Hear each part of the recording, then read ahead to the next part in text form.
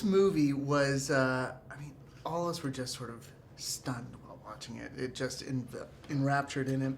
And it just strikes me as like now it seems to be the best time and best way to tell this story with how big the screens are, with how big the characters are, with how Balt decided to shoot it. What can you tell us about, why is this the right time to hear this story and to see this story? Well, I think it's a universal, timeless story in a way. It is man pitted against nature, with the sort of hubris that it takes to want to conquer the earth in that way. And it's, to me, death by a thousand cuts. It's human error, tiny little bits of human error all over the place that, it's the chaos of a mountain. It's the force that comes in and destroys people's lives. And for your character, you're so much of the heart, soul, and the grounding, quite literally and figuratively, of the story. How did you approach playing this role as you're communicating to these guys up on the mountain, but yet grounding it all? The panic that you feel feels very real. I think she's a really interesting character because she's not a climber. She doesn't have a climbing background. She's from a completely different route into this. She won a competition to go on a trek with adventure consultants to base camp. And she'd been a housewife with 4 kids. She'd never done anything like this in her life. So she did the trek, and then she got the bug, and she wanted to go on another trek and go to visit them at base camp. And they were looking for a manager, and they thought she'd be a good fit and asked if she wanted to do it.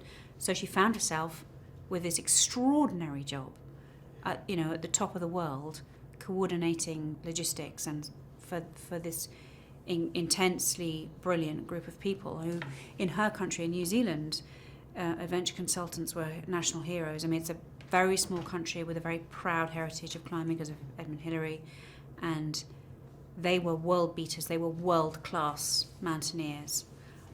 So that was, she loved that. She was very proud of that. But she was, kid in a candy store because she'd never done anything like this before. And she was devoted to them. She really, really was a true servant of their cause and did everything she could, put herself on the line to try and save lives and, do everything she could to be the best person she could in that situation. Yeah, and it felt that there was a true connection to them and brought out the humanity in the characters and showing that there are stakes beyond their immediate lives, but their family at home and everyone who is counting on them. Well, that's the billion-dollar question, is how do people do this? I couldn't do it.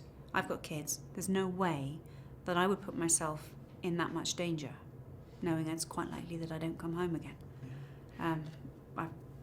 But I love that these people exist, and I admire them, and I think they're incredible, but I feel they're of a different evolutionary species to me.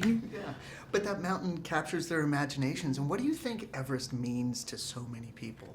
Why is it so important? Well, it is the highest peak on Earth. It is the highest place on Earth.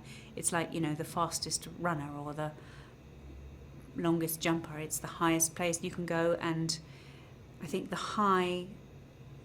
the ecstasy you must experience when you are standing looking down on your planet and you have got there entirely through your own endeavour must be phenomenal. I mean, I've seen Everest out of an aeroplane flying, just happened to look out the window and there it was. But to get there entirely on your own 2 feet must be extraordinary.